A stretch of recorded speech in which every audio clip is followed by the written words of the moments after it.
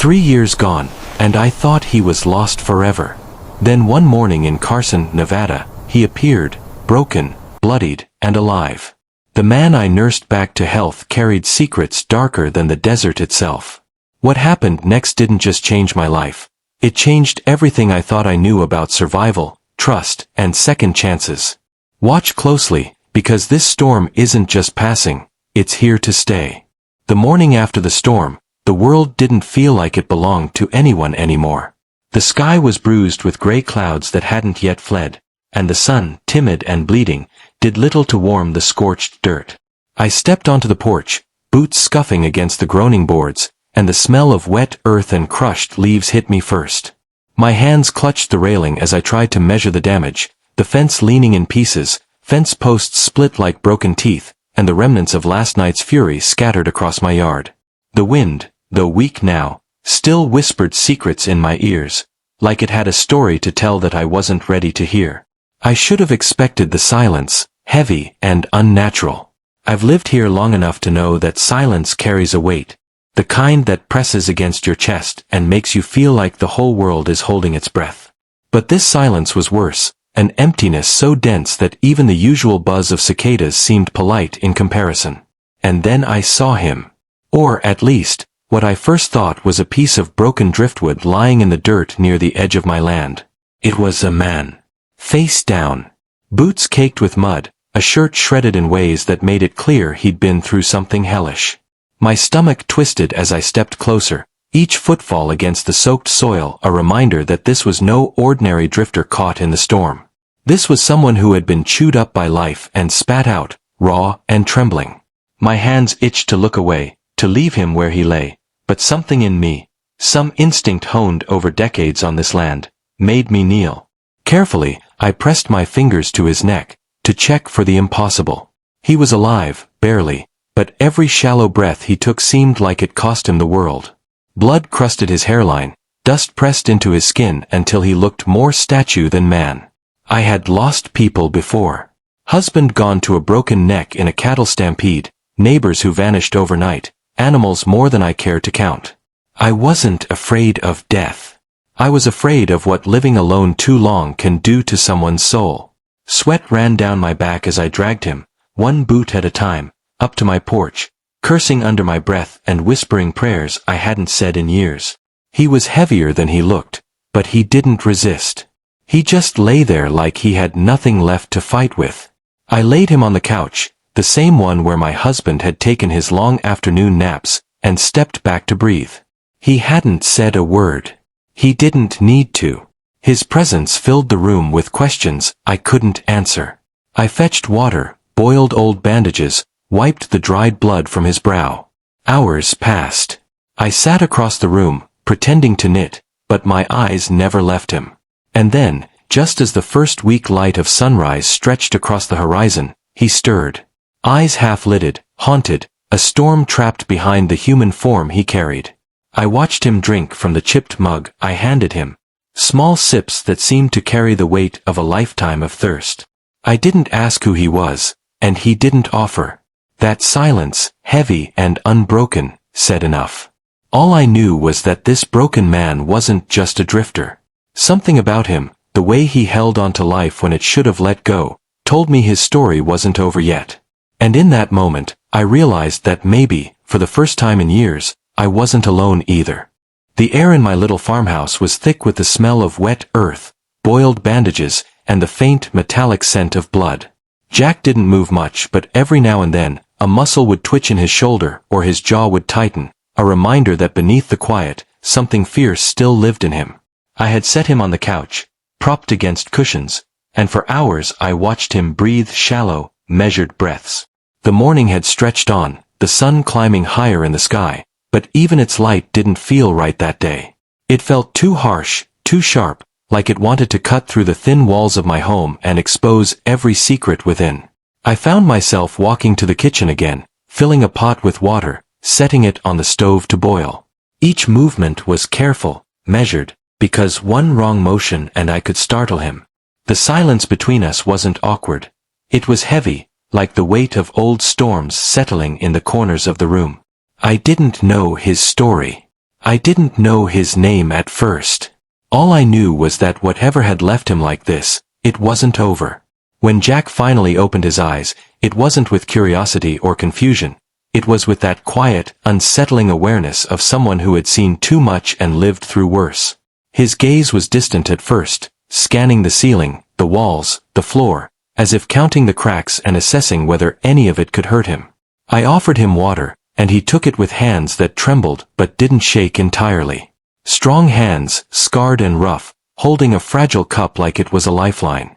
Something about him made my chest tighten. I couldn't explain it. Maybe it was the way he had survived whatever storm he'd crawled out of, or maybe it was the way he seemed like he didn't belong anywhere, like the dust itself was chasing him. But I felt it, a story hiding in those eyes, a storm that didn't belong in this quiet Nevada land. Hours passed, and I kept tending to him, cleaning his cuts, changing bandages, doing things I hadn't done for a living soul in years. I was used to animals, to broken horses and sick cows, but humans were different. Humans carried stories like scars, invisible but heavier than anything else. And Jack carried more than I could see. As the day waned, shadows began to stretch across the wooden floor, long and trembling like they were alive. That's when I heard it. The first faint sound of movement outside. Not the wind. Not the cicadas. Something deliberate. A horse maybe, hoofbeats soft at first, then growing. My heart, long trained not to jump at shadows, tightened anyway. I wasn't afraid, not of the sound itself, but of what it meant. I peeked through the window, careful, and my stomach dropped. A man was riding slow, deliberate, a shadow against the fading light. His hat was wide-brimmed, tilted low, and his posture was too casual, too confident. Something in the way he moved screamed trouble. I knew that gait. I'd seen it before in men who wanted more than what anyone could give without taking it. Jack stirred on the couch. I didn't tell him anything. He didn't need the warning. I could see it in his eyes, even before he looked out the window. Recognition, calculation, the kind that only comes when someone knows what's coming and what it costs to face it. The man dismounted with a casual arrogance, letting the reins hang loose. The sun caught the glint of his teeth as he smiled, a grin that didn't reach his eyes. I recognized him before Jack did. Slim Harper. Always around when trouble brewed, always smelling for the weak or the lost. And now, he was here. I could feel Jack tense, muscles coiling like a spring. He didn't move at first, just sat, watching. But I knew him enough by then to understand that once Jack decided something had to be done, the storm inside him would erupt. I remembered the bruises, the dried blood, the dust pressed into his skin. He wasn't just a survivor. He was a man who had fought and lived through hell, and Slim Harper had no idea what he was about to unleash. Slim's grin faded as he leaned on the saddle horn, scanning the porch like he owned it. I clenched my hands, gripping the edges of my shawl, trying to steady my breath. Outside, the wind picked up slightly, tugging at the door, rattling the loose shutters. Jack's gaze followed every move Slim made, every calculated step, every twitch of the reins. He didn't speak, didn't flinch, but the air around him thickened, heavy with the promise of action. Time stretched thin. One heartbeat, then another, each heavier than the last. I could hear my own pulse in my ears. I had no illusions about what might happen. Slim was dangerous. Jack was dangerous in ways that were hard to read until the moment struck. And between them, I was just a woman on her porch, caught in a storm that had nothing to do with weather. Then Slim made a motion, slow but deliberate, reaching for something at his side. My instincts kicked in before thought could process. I moved, stepping into the doorframe, but Jack's body moved faster.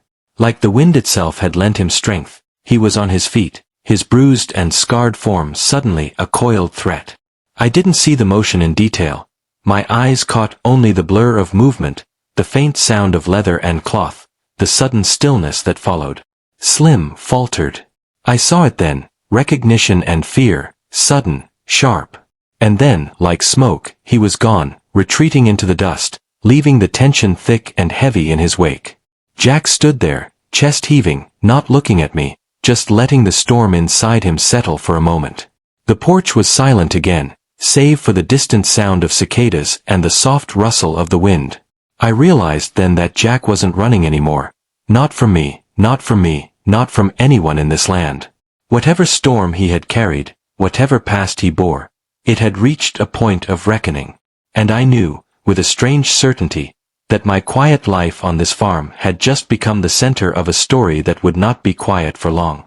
Night fell with a slow, heavy hand. The stars were pale above, almost timid against the black sky. Jack sat on the couch again, bandages fresh, body bruised, but the energy in him had shifted. The storm was no longer just outside. It was in him, but it had found a pause. And in that pause, I felt a connection to him, a strange, raw sense of understanding. We were two survivors, each carrying our storms, each unwilling to let the other fall. And as I closed the shutters, the wind tugging at the house like it wanted to pry secrets from the walls, I understood this. Whatever came next, we were ready to face it. Together, in silence if needed, but together. The next morning, the sun rose slowly, heavy and stubborn, its heat pushing through the thin curtains and falling across the floorboards like liquid gold. Jack had been awake for hours before me, sitting on the porch steps, carving something small and jagged out of a scrap piece of wood. The sound of the knife against the grain was deliberate, soothing in a way that contrasted sharply with the chaos I knew his life had been. He didn't speak, didn't look up when I poured the coffee and set it on the railing beside him. His eyes, dark and calculating, followed the horizon instead, like he was mapping out a storm I couldn't see. I tried not to stare too long. There was something unsettling about watching a man who could break at any moment, yet held himself together with a discipline that made your heart catch in your chest. He was a puzzle I wasn't meant to solve, and yet, I found myself drawn to the edges of it anyway. Maybe it was stubbornness, maybe it was the same instinct that had made me drag him onto my porch in the first place. Either way, I stayed, watching as he whittled the piece of wood into a crude shape, a horse, or maybe a rider. I didn't ask. He didn't offer. That was how it had always been with Jack. Enough for you to see, never enough to understand. Hours passed. I worked around the house, hung laundry, patched broken fences, and kept glancing toward the horizon. Slim Harper's shadow still lingered in the corners of my mind. He hadn't returned yet, but his presence was like a storm cloud, patient and threatening. Jack's body tensed every time the wind shifted or a distant hoofbeat echoed, and I couldn't help but feel that I was seeing the edges of a life that had been on the run for far too long. By midday, Jack had finally put the carving down. He didn't look at me when he spoke, but his voice carried the weight of 1,000 miles behind it. "They'll come back," he said, low and flat, like stating it aloud could make it vanish. I didn't respond. There was nothing to say that would change the truth in his words. I only nodded, setting aside the cloth I had been using to patch the broken fence post. The afternoon stretched on, oppressive in its heat and stillness. I could see the dust rising along the horizon, a distant shimmer that promised movement. Then, just as I suspected, a thin wisp of smoke appeared, too deliberate to be accidental. The unmistakable scent of gunpowder, mixed with sweat and leather, drifted faintly on the wind. My chest tightened. Jack noticed too, his hand brushing over the hilt of the knife at his belt. His body, even in its bruised and battered state, held the tension of a predator ready to strike. I had learned long ago that threats could be subtle or overt, but either way, ignoring them never worked. Jack's presence made that fact more real than ever. He had survived things most men couldn't even imagine, yet now, standing quietly on my porch, he carried the same storm inside him that Slim Harper and his boys were undoubtedly bringing closer. As the sun dipped toward the west, the first figures appeared over the ridge. 3 of them, mounted and deliberate, moving like hunters. Slim Harper led, his grin a predator's, sharp and confident. Behind him, 2 younger men, unfamiliar but clearly trained in cruelty, followed. The air itself seemed to tighten around them. I could see their eyes scanning, calculating. It was a threat in pure form, unspoken but palpable. Jack didn't wait for them to arrive. He stepped down from the porch slowly, deliberately, his bandaged torso taut with muscle and determination. I watched, heart pounding, as he adjusted his stance, his movements precise and controlled. He wasn't just a man on the defensive, he was a force that demanded respect. Slim's grin faltered the moment he saw Jack fully standing, bruised but unbroken, shadowed by a calm that made the desert wind itself hesitate. The three men approached, boots scuffing against the dry earth. I stayed on the porch, hands gripping the railing so tightly my knuckles whitened, watching the encounter unfold. Jack's eyes never left them, and yet, he didn't move until Slim spoke first, voice loud and mocking, designed to provoke. The words themselves didn't matter. What mattered was the calculation behind Jack's stillness, the unspoken warning that any aggression would be met with immediate, overwhelming force. Slim's two companions shifted uneasily. I noticed the younger one with a scar curling down his neck, twitching like a cornered animal, hand hovering over the pistol at his side. Jack's gaze flicked to him briefly, measuring, assessing. The air seemed to vibrate with tension, each heartbeat stretched impossibly long.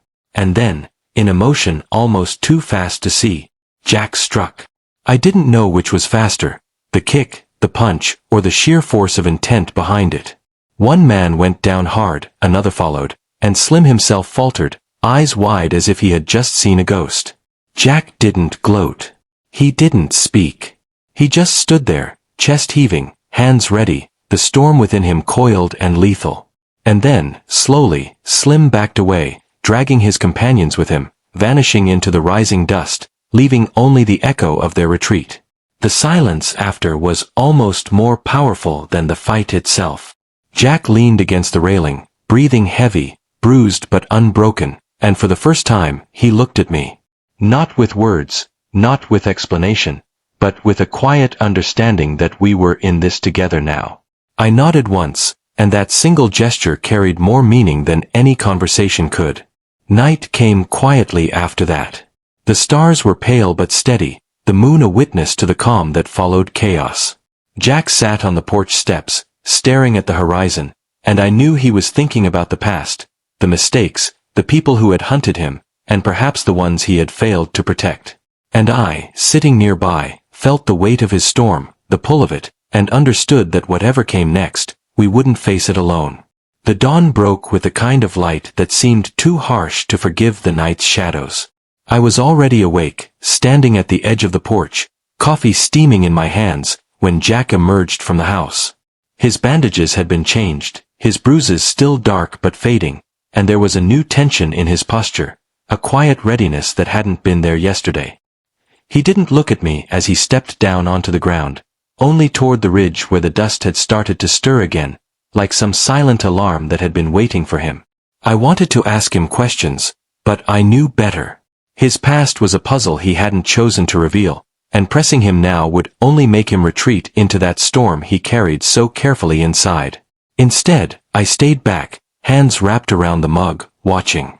The farm, usually calm and stubbornly still in the early morning, felt alive with anticipation, as if the land itself knew trouble was on the horizon. Jack moved slowly, methodically, inspecting the fence, the yard, and the remnants of last night's storm.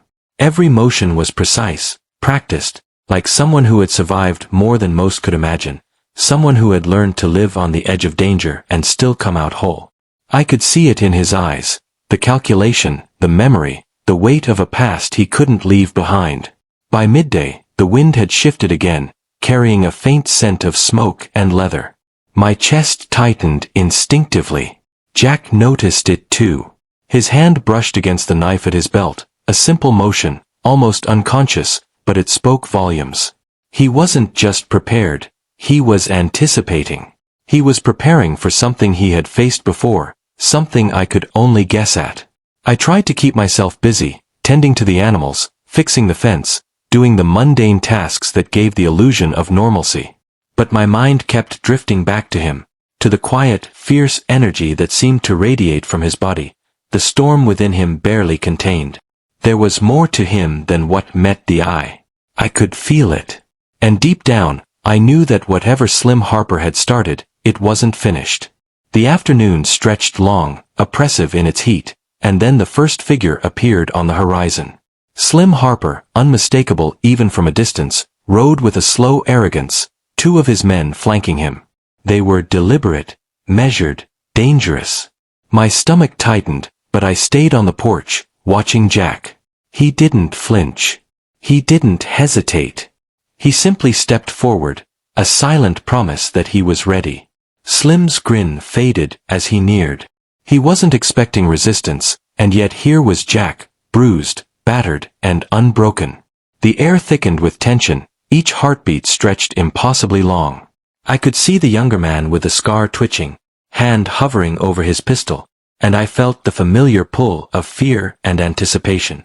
Jack's eyes flicked to him, assessing, calculating.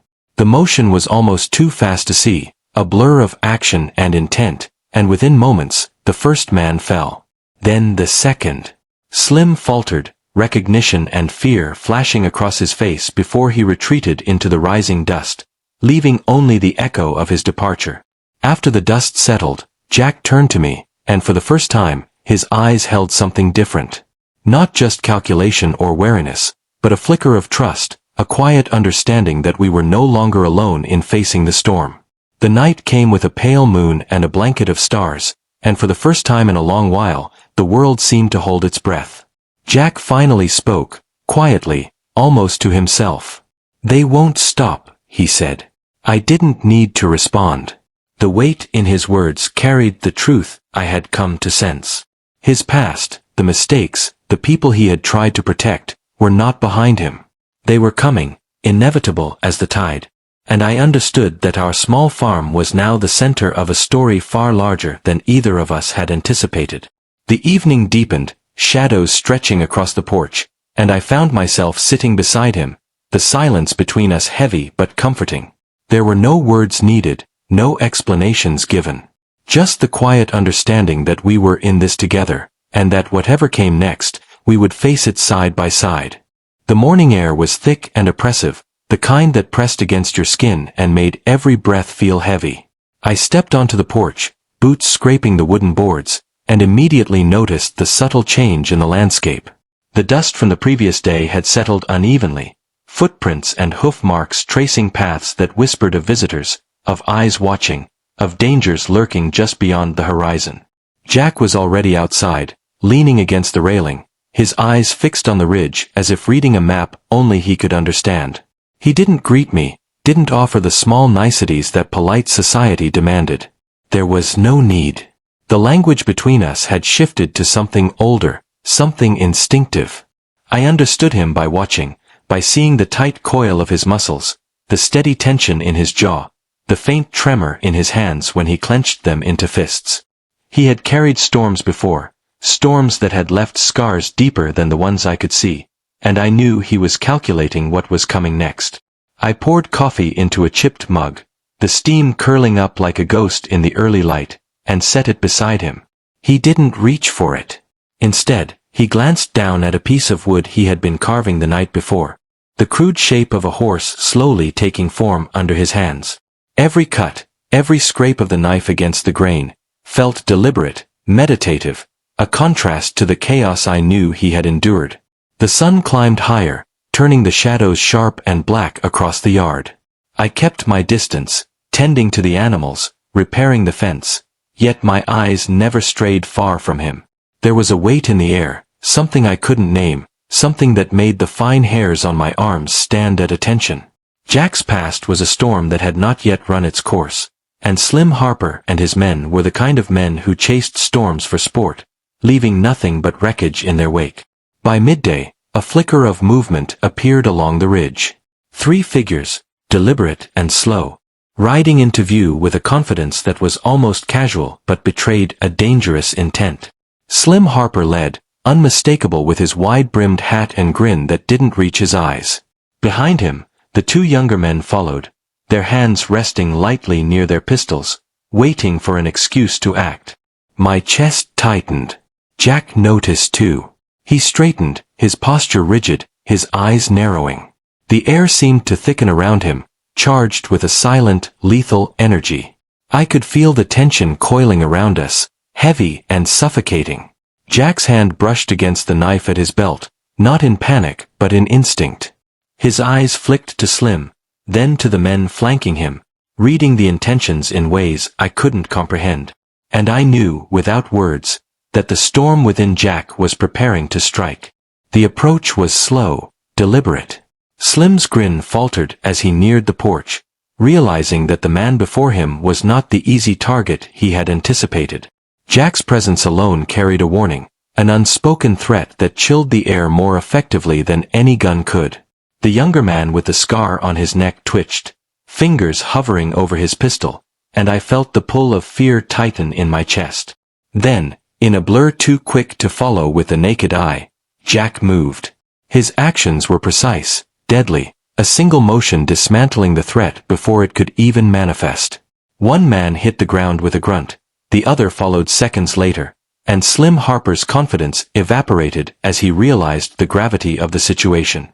He retreated into the rising dust, pulling his companions with him, leaving only silence in their wake. I stayed on the porch, hands gripping the railing, heart pounding, watching as Jack leaned against the railing, chest heaving, the storm within him temporarily at bay. He finally turned toward me, eyes holding something beyond calculation. Trust, perhaps, or acknowledgement that we were now bound together by circumstance and necessity. The evening brought no relief. The stars were pale, the moon a timid witness to the quiet tension settling over the farm. Jack sat on the porch steps, staring at the horizon, lost in thought. I joined him, and for the first time, we sat in a silence that spoke volumes. No words were necessary. We both understood that the past was not done with him, that Slim Harper and the ghosts of Jack's history would not abandon their pursuit. As night deepened, a letter arrived, delivered by a rider who vanished as quickly as he appeared. It was a summons, a warning, the kind that made even hardened men pause. Jack read it carefully, then handed it to me. The words were simple, direct, yet they carried a weight that pressed down on my chest. Your past is coming, Jack. Prepare, or lose everything. I felt the shift immediately. The calm, the fragile peace, had been shattered. Whatever came next would not be a quiet affair. Jack's eyes met mine, and in that glance, I saw the determination that had carried him through countless storms. He would face it, head-on, with or without the world's consent. And I, for reasons I couldn't fully explain, would stand with him, ready for whatever came. The night deepened, the wind whispering secrets through the trees, and I understood something I hadn't before. Survival wasn't enough anymore. It never had been. What lay ahead demanded more. Courage, trust, and a reckoning that neither of us could escape. And somewhere beneath the tension, beneath the looming threat, I felt it. The first hint of a bond, forged not in comfort, but in the shared fire of facing the storm together. The morning air was thick with tension, almost tangible, as if the world itself had held its breath overnight and now exhaled slowly, deliberate, foreboding. I stepped out onto the porch, boots scraping the weathered wood, and immediately sensed it. Something had changed. The horizon, usually a muted sweep of desert dust and distant ridges, seemed sharper, more defined, almost impatient, as if waiting for something to erupt. Jack was already outside, standing near the fence line, his eyes scanning the distance with that uncanny precision that had kept him alive all these years. He didn't notice me at first. His hands were resting lightly on the fence post, fingers curling around the rough wood, and yet every movement carried a tension that spoke of a man accustomed to violence, a man always ready for the storm before it arrived. There was a quiet discipline to him, a deliberate patience that belied the storm I knew simmered beneath his skin. He didn't speak, didn't acknowledge my presence, and for a moment, I wondered if he even noticed I was there at all. I poured coffee into a chipped mug and carried it to the porch railing, the steam curling in lazy spirals that seemed to mimic my unease. Jack's eyes followed it briefly, then returned to the horizon, scanning, calculating, reading threats and movements invisible to me. I realized then that Jack wasn't just a man. He was a living instrument, attuned to danger in ways that made my own instincts feel painfully inadequate. Hours passed, the sun climbing with deliberate weight, casting long, sharp shadows across the yard. I tried to focus on the mundane, feeding the animals, repairing the fence, tending to the small, stubborn tasks that kept the farm alive, but my eyes kept drifting back to him. There was a story behind those bruises, those calloused hands, the haunted look in his eyes, and I knew it was one I might never hear in full. I didn't need to hear it. I could feel it, a storm of pain, survival, and quiet fury that lingered in every deliberate movement. By midday, the first signs of the day's threat began to stir on the horizon. Dust rose in thin, deliberate trails, faint but unmistakable. I froze, hands tightening on the railing, and Jack's posture shifted almost imperceptibly. His hand brushed over the knife at his belt, a gesture so subtle it could have been mistaken for idle movement. Yet I knew better. That was instinct, survival honed to perfection over years of running, hiding, and surviving when others would have fallen. 3 figures emerged, deliberate, slow, their presence announcing danger without a word. Slim Harper led, unmistakable with his wide-brimmed hat and the cruel, lazy grin that had haunted Jack's past. 2 younger men flanked him, moving like predators, hands hovering near the butts of their pistols, waiting for an excuse to strike. My chest tightened, but I stayed put, knowing that Jack's attention was on them, reading, calculating, preparing. The tension thickened, stretching every second into an eternity. Jack's eyes flicked from Slim to the flanking men, measuring, assessing, anticipating. The younger one with the scar on his neck twitched, fingers brushing against the grip of his pistol, and I realized just how close the storm was, how fragile the calm had been. Then, in an instant, Jack moved. The motion was too fast to follow with the naked eye, a blur of precision and lethal intent. One man fell, another followed moments later, and Slim Harper's confidence shattered as he realized he had underestimated the storm he faced. He faltered, hesitation flashing across his face, before retreating into the rising dust, pulling his companions with him. Silence descended in their wake, heavy and suffocating, broken only by the soft whisper of the wind through the sparse trees. I remained on the porch, gripping the railing, heart hammering, watching as Jack leaned against the wood, chest heaving, the storm within him momentarily restrained. He turned toward me then, eyes dark, calculating, but with a flicker of trust that hadn't been there before. We were no longer 2 strangers sharing space. We were bound by the storm, by circumstance, and by the shared understanding that danger was far from over. As the day wore on, a sense of unease settled over the farm. The wind shifted constantly, carrying distant sounds, the faint smell of smoke and leather, signs that the threat was far from gone. Jack moved quietly among the animals, checking fences, tending to the basics, but I could see the tension coiled in his shoulders, the way his eyes never left the horizon for long. He was waiting, anticipating, preparing for whatever was coming next.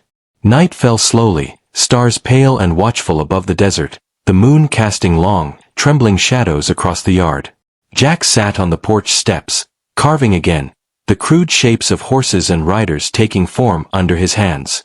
I joined him, sitting silently, understanding that words were unnecessary. The weight of the day, the confrontation, the unspoken trust between us, held more meaning than any conversation could. Then a rider appeared in the distance, moving swiftly and deliberately. A messenger, or perhaps a scout for Slim Harper, bringing a warning or a threat. Jack noticed it instantly, his body coiling like a spring ready to snap. He didn't speak, didn't flinch, just rose slowly, every muscle taut, every movement precise. I felt my stomach tighten. Whatever was coming, it would not be easy. The rider dismounted, leaving a single envelope on the porch with a thin smear of dust. Jack retrieved it carefully, scanning the contents quickly. The message was brief but clear: your past is catching up. Prepare, or lose everything. He didn't react outwardly, but I could see the tension in his jaw, the subtle shift in his stance. This was no idle threat. This was a warning, and it carried the weight of truth. I realized then that the storm Jack carried inside him was not just personal. It was now intertwined with mine, with the farm, with every choice I had made since dragging him into my home. Survival was no longer enough.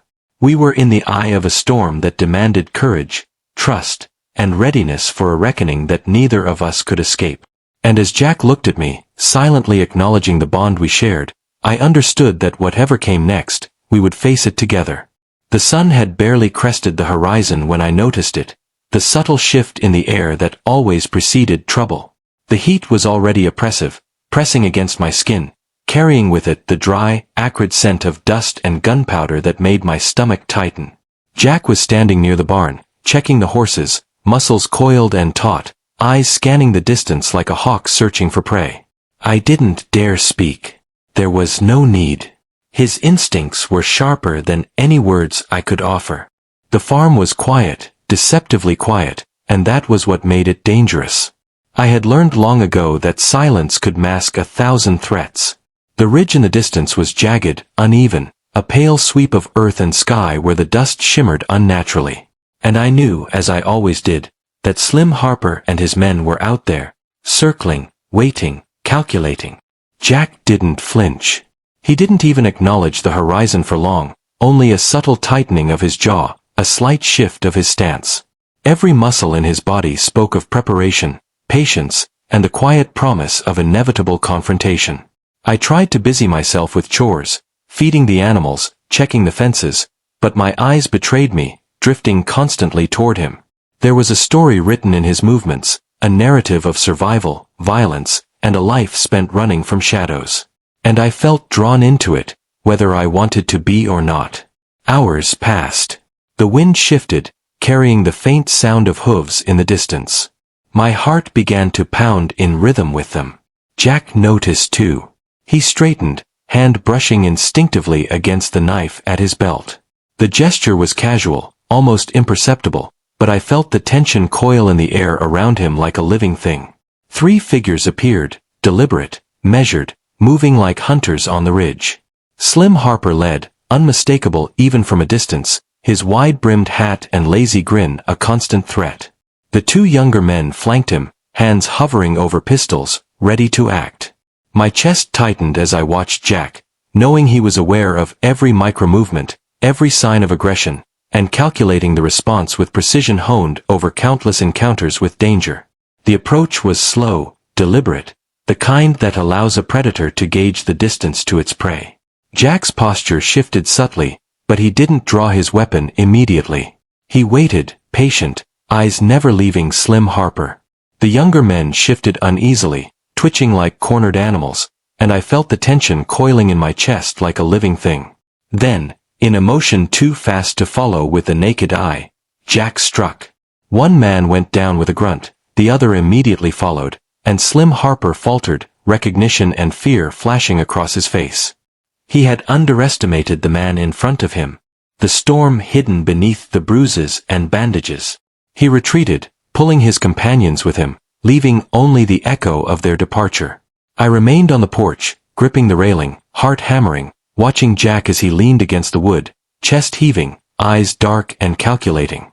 He turned to me then, a flicker of trust in his gaze. We were no longer 2 strangers sharing space. We were bound by the storm, by circumstance, and by the understanding that danger was far from over. By midday, a letter arrived, a single envelope, thin and worn, delivered by a rider who vanished as quickly as he appeared. Jack retrieved it carefully, scanning its contents. The message was brief: "Your past is catching up. Prepare, or lose everything." His jaw tightened. The weight of the words pressed against the air between us, heavy and unavoidable. The afternoon stretched long, oppressive in its heat and stillness. Jack moved among the animals, repairing fences, checking supplies, but every motion was deliberate, every glance toward the horizon sharp. He was preparing, anticipating, planning for the confrontation he knew was inevitable. And I, watching him, realized that survival was no longer enough. We were now participants in a story that demanded courage, strategy, and unflinching determination. Night fell slowly, stars pale and watchful above the desert. Jack sat on the porch steps, carving again, the crude shapes of horses and riders taking form under his hands. I joined him, sitting silently. No words were needed. The weight of the day, the confrontation, the unspoken trust between us, held more meaning than any conversation could. The storm inside him was calm for the moment, but I knew it would not remain so for long. A shadow moved at the edge of the yard, subtle but unmistakable. A scout, or perhaps Slim Harper himself, testing the perimeter. Jack noticed immediately, his body coiling like a spring ready to snap. I felt my stomach tighten. This was no longer anticipation, it was imminent action. The confrontation we had sensed, feared, and prepared for was about to arrive. The first gunshot cracked through the night, sharp and unforgiving. Jack moved with deadly precision, instinct guiding him as the shadows revealed themselves. Each movement was calculated, controlled, a testament to the years spent surviving when others would have fallen. The air smelled of gunpowder, dust, and the faint iron tang of blood.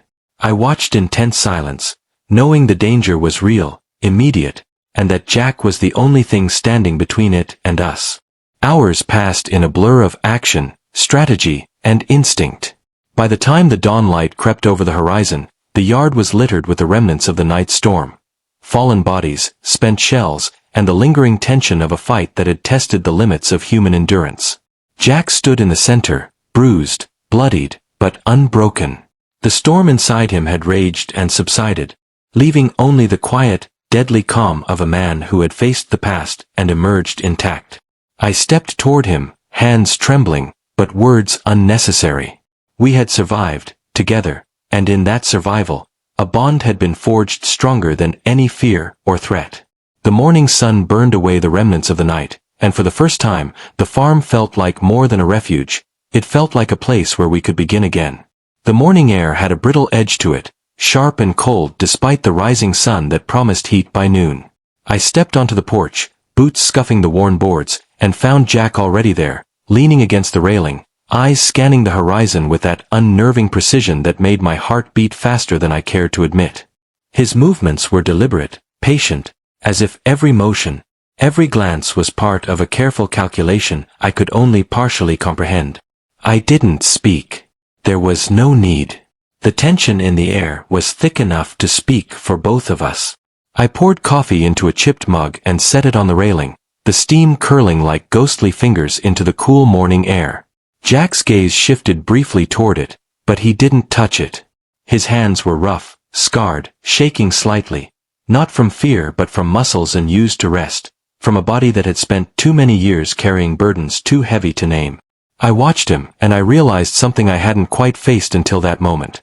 The storm within Jack was not just the danger he faced from others, it was the past he carried, unhealed, raw, and relentless. He had been through something worse than the storms that swept the desert, worse than the dust and heat that burned my skin in minutes. His scars, his bruises, the way he moved, each one told a story, a fragment of a life spent running, hiding, surviving. And yet, beneath the hardened exterior, there was something more fragile, a part of him that had not yet been broken entirely. I wanted to see it, to reach it, but fear, my own and his, kept me silent. Hours passed. The farm moved around us in its own rhythm, the clatter of feeding pans, the low murmur of the animals, the occasional creak of the fence, but the undercurrent of tension never lifted. I found myself watching Jack more than anything else, studying the subtle shifts in his stance, the tightness in his shoulders, the way his jaw flexed when he thought no one was looking. He was a man who had known danger intimately, who had stared at it in the face and survived, and I understood instinctively that he had a reason for every measured movement, every calculated pause. By midday, the horizon stirred again. A faint swirl of dust, a shimmer of movement too deliberate to be wind. Slim Harper and his men, no doubt, testing boundaries, reminding Jack that the past was never truly gone. Jack's hand brushed over the knife at his belt, a motion so slight it might have gone unnoticed, but I felt the tension coil in the air, ready to snap. His eyes narrowed, lips pressing into a thin line, and I knew he was remembering the moments that had brought him to this farm, to this porch, to the fragile peace that had only lasted a day. I tried to distract myself, tending to the animals, repairing the fence, pretending the world was as simple as it had been before he arrived. But my eyes always drifted back to him, following his every movement, feeling the pulse of his anticipation, the rhythm of the storm that raged quietly beneath his skin. He had a past that refused to let him rest, a storm that drew danger like a moth to flame, and I had become entwined in it, whether I wanted to or not. That evening, Jack finally spoke. Not to me, not directly, but aloud as he worked on repairing the fence. His voice was low, steady, carrying a weight that made the air around us heavier. He spoke of mistakes, of choices made under pressure, of people he had tried to protect and failed. Every word was a fragment, a window into a life lived on the edge, and I listened, captivated, horrified, and fascinated all at once. The man before me was more than bruises and scars. He was a map of survival, a ledger of violence and sacrifice, a man who had faced hell and returned. Night fell with a strange quiet, stars scattered like shards of glass across the sky. Jack sat on the porch steps, carving again, the crude shapes of horses and riders emerging under his hands. I joined him, and for the first time, words were unnecessary. The silence between us was full of understanding, trust, and the unspoken acknowledgement that we were no longer alone in facing the approaching storm. A shadow moved at the edge of the yard, subtle, almost imperceptible. A scout, testing, observing, probing the boundaries of our fragile peace. Jack noticed instantly, body coiling, eyes sharp. I felt the tension coil within me too, realizing that the confrontation we had anticipated was imminent. This was no longer theory, no longer speculation. The past was arriving, and Jack's storm was about to break fully into our lives. The first gunshot shattered the quiet, sharp and unforgiving. Jack moved like lightning, instinct and experience guiding him, his actions precise, controlled, devastating. The younger men were no match for him, falling quickly, while Slim Harper's hesitation gave him the edge he needed to retreat, dragging the remnants of his pride and his men into the dust. I watched in silent awe, heart pounding, understanding that the man before me was a force of nature, and I had become a part of that storm. By dawn, the yard was littered with the remnants of the confrontation, spent shells, fallen men, and the lingering tension of survival hard-won. Jack stood, bruised, battered, and unbroken. The storm inside him had raged and subsided, leaving only the quiet calm of a man who had faced the worst of his past and endured. I approached cautiously, aware of the weight of what had just transpired. Words were unnecessary. We had survived together, and in that survival, a bond had formed stronger than fear, stronger than the threat that had stalked us. The farm, our fragile refuge, felt alive for the first time in weeks, as if the dust and heat, the scars and storms, had been tempered into something enduring. Jack looked at me, eyes dark, but softer than I had ever seen. Trust, acknowledgement, and the faint glimmer of hope lingered in that gaze. Whatever the past had been, whatever storms awaited, we were no longer alone. We were ready. The morning light broke harsh and unforgiving, cutting through the thin veil of night with a sharp glare that set the horizon ablaze. I stepped onto the porch, boots crunching against the weathered wood, and found Jack already there, standing tall, every muscle coiled and ready, eyes scanning the ridge like he could read the future in the dust. I didn't speak. There was no need. The storm that had followed him for years had arrived at our doorstep, and words would not prepare us for what was coming. Slim Harper's presence was unmistakable even from a distance. He moved like a predator, deliberate, calculating, every motion carrying the weight of experience and malice. Two men flanked him, their pistols drawn, their expressions taut with anticipation. The desert around us seemed to hold its breath, waiting for the inevitable clash that would either devastate or define everything that had come before. Jack's hand rested lightly on the hilt of his knife, the muscles in his forearm flexing in anticipation. He didn't move until the first gunshot cracked through the air, sharp and unforgiving, tearing the morning silence apart.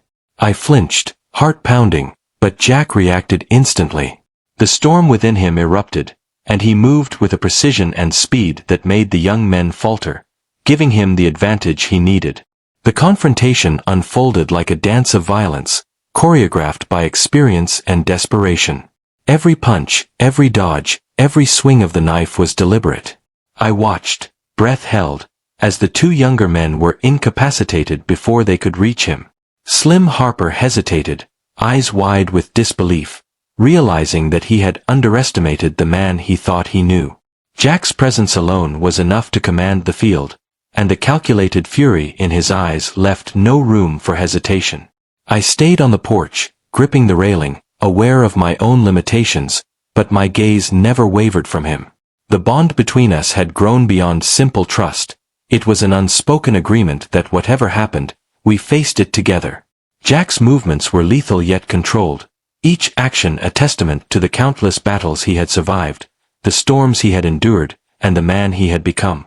Slim Harper made one last desperate move, lunging forward with a pistol aimed straight at Jack. Time seemed to slow, the moment stretching taut like a bowstring. Jack's hand flicked out, disarming him with a skill so precise it left me breathless. The gun clattered to the ground, and Slim staggered back, realization dawning that his threats had no hold here. He had come to bully, to intimidate, but he found only a man who had faced death and emerged stronger, unyielding, and unafraid. The desert around us seemed to exhale, the tension in the air dissipating with every retreating step Slim Harper took. His men followed, dragging the remnants of their pride behind them. Jack stood in the center of the yard, bruised, bloodied, yet unbroken. The storm inside him now tempered by victory and the quiet knowledge that the past had finally been confronted. I approached cautiously, aware of the weight of what had transpired. Jack's eyes met mine, dark and steady, carrying a depth of emotion that had been hidden beneath layers of pain and survival. The fight was over, but the scars remained, both visible and invisible. I placed a hand on his arm, feeling the heat of his skin, the tension in his muscles, and realized that whatever had happened before, whatever dangers had stalked him, he had chosen to face them here, with me, with the farm, with the life we were beginning to reclaim. Night fell slowly after the confrontation, stars scattered like embers across the sky. Jack sat on the porch steps, carving small figures from wood, each motion deliberate, meditative. I joined him, sitting in the quiet companionship that had grown between us, understanding that words were unnecessary. The storm had passed, but its echoes remained, a reminder of the past that could never be entirely erased. The days that followed were filled with quiet rebuilding, both of the farm and of ourselves. Jack worked tirelessly, repairing fences, tending to animals, carving small figures that seemed to carry fragments of the storms he had endured. I watched him, learned him, and found a strange comfort in the presence of a man who had known darkness and chosen to survive it with honor. We spoke little of the past, yet the understanding between us deepened. The bond forged in confrontation, trust, and shared survival became the foundation upon which we began to rebuild our lives. Jack's story, once a tapestry of violence and running, became intertwined with mine, creating a narrative that was ours alone, a narrative of redemption, second chances, and the quiet courage it took to face the storms within and without. By the time the noon sun rose high over the farm, the dust no longer seemed threatening. The animals moved freely, the fences stood repaired, and for the first time in weeks, I felt a fragile peace settle over the land. Jack carved quietly on the porch, the small wooden figures taking shape, each one a testament to endurance, survival, and the possibility of something better. I realized then that life was not about erasing the past but facing it, understanding it, and choosing to move forward despite it. Jack had faced his storms, confronted the threats that haunted him, and emerged not only alive but whole in a way I had not expected. And as I sat beside him, sharing the quiet morning, I knew that our lives, though scarred, were finally beginning a new chapter, one where survival was no longer enough, and peace, love, and redemption were possible. The sun barely broke over the horizon when I noticed it. The horizon itself seemed different, sharper, as though it had been carved by the events of the last few days. Dust still lingered in the air, catching the light in faint gold streaks, but the tension that had gripped the farm began to dissipate, replaced by something heavier, more permanent, the weight of decisions finally made, the calm after storms that had raged too long. Jack was on the porch, leaning against the railing, quiet, every muscle coiled yet relaxed, eyes scanning the ridges for any sign of movement. I stepped closer, boots brushing the boards, heart still racing from the confrontation with Slim Harper. But today, the air felt different. Today, there was possibility. I poured coffee, but I didn't drink. I simply watched him. His hands, calloused, scarred, trembled slightly, not from fear, but from the residual tension of nights spent surviving threats that had stalked him relentlessly. The bruises on his ribs and arms were fading, but they left behind a roadmap of pain and endurance. I understood now that those scars, visible and invisible, were not just proof of his suffering, they were proof of his resilience. And for the first time, he didn't have to fight the world alone. The silence stretched between us, unbroken but comfortable, until movement caught my eye. A distant figure crested the ridge, a lone rider moving deliberately, yet not with aggression. Slim Harper's shadow was no longer threatening. The man I saw was different, diminished somehow, defeated. The boyish accomplices had long since vanished, their pride shattered by Jack's precision and skill. This final appearance, this last stretch of dust and motion, signaled closure, the final reckoning of a past that had haunted Jack like a relentless specter. Jack's hand brushed over the hilt of his knife, instinctive, but he didn't move toward the figure. He didn't need to. The presence of Slim, diminished and cautious, was all the confirmation required. Jack's eyes, dark and steady, met mine, and in them I saw something I had not seen before: acceptance. Not just of what he had endured, but of what he had survived, and of what, finally, he could build. I stepped down from the porch, boots crunching against the dry dirt, feeling the tension in my shoulders ease slightly. The farm, battered, bruised, and scarred like its caretaker, seemed to exhale with us. Animals moved freely in the yard, fences stood repaired, the small structures of our fragile existence solid and enduring. The world beyond the farm still carried danger, still carried storms, but here, now, there was a boundary. A sanctuary. A place to begin again. Jack approached, his gait slow, deliberate, every step measured, carrying with it the invisible weight of past sins and survival alike. He reached the porch and paused, looking out over the land, the horizon, the ridge where Slim Harper had retreated. For a moment, he was still, lost in thought. The air felt alive around him, charged with history, struggle, and the raw pulse of a man finally allowed to breathe. "I'm done running," he said quietly, the words low, almost a whisper, but carrying the authority of someone who had fought through hell and lived to claim the peace he deserved. I nodded, understanding. It wasn't just about escape, it was about standing, about claiming life instead of letting the past dictate it. He had chosen to stop, to plant his feet in the soil of this land, and for the first time, he could remain. The morning passed in a fragile stillness. We worked together, tending to the farm, repairing structures, feeding the animals, and slowly, painstakingly, the land seemed to breathe under our care.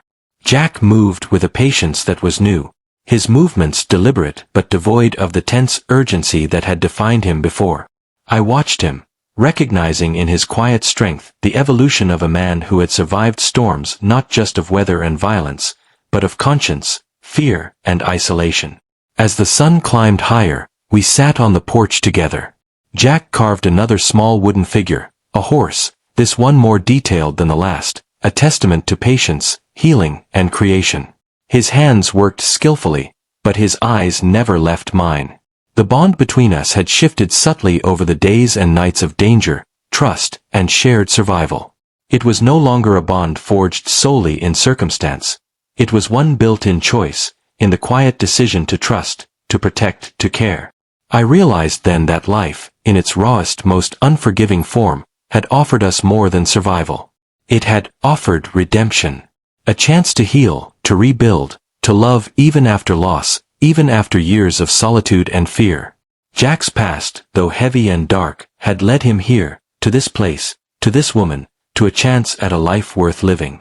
And I knew I wanted to be a part of it, not as a passive observer but as an active participant, standing beside him rather than behind him. Hours faded into evening, and the golden light of the sun bled across the horizon, setting the sky ablaze with colors that seemed almost too vivid for the desert.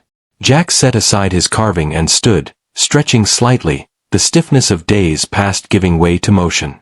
I rose to meet him halfway on the porch, the small wooden horse still warm in his hands.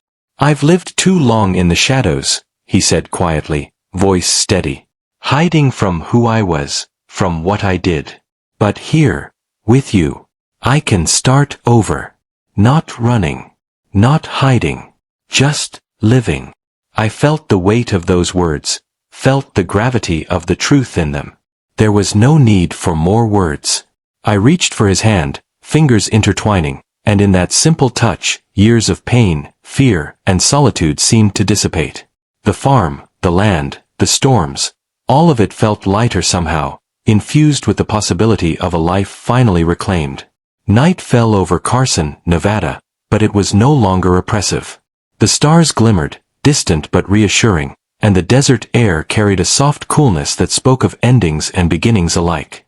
Jack and I sat together on the porch, silent but present, knowing that the storm within him had passed, replaced by calm, strength, and the promise of something better. In the days that followed, the farm thrived. Jack continued to work with purpose, tending to the land and animals with a dedication that spoke of a man finally in control of his destiny. The scars of the past remained, visible and invisible, but they no longer defined him. He had faced the storm, confronted the threats, and emerged not just alive, but renewed. And as for me, I discovered that even a woman hardened by loss and solitude could open her heart again. Together, Jack and I rebuilt not just the farm but a life, piece by piece, day by day, learning to trust, to care, and to love without fear. The West, harsh and unforgiving as it was, had given us more than survival. It had given us a second chance. By the time the sun rose again over the desert, painting the horizon in hues of fire and gold, we stood side by side, boots in the dirt, hands clasped, hearts steady. Jack's past no longer haunted him. It had led him to a place where peace, redemption, and even love were possible. And in that quiet, enduring morning, the storm that had defined him for so long finally dissipated, leaving behind only the man he was meant to be, and the life we would build together. No fairy tales, no perfect endings. Just survival, redemption, and the quiet strength of two people who had faced the storms within and without, and chosen to stand together, rooted in the earth, ready for whatever came next. And as the wind whispered across the desert, carrying the faint scent of dust and wildflowers, I knew one thing for certain: we were no longer running. We were home. If you were in Jack's boots, facing the storms of the past and the threats of the present, would you have stood your ground the same way? Share your thoughts in the comments below, and don't forget to hit like if this story moved you. Make sure to explore the other videos on the screen for more tales of grit, redemption, and hearts that refuse to give up.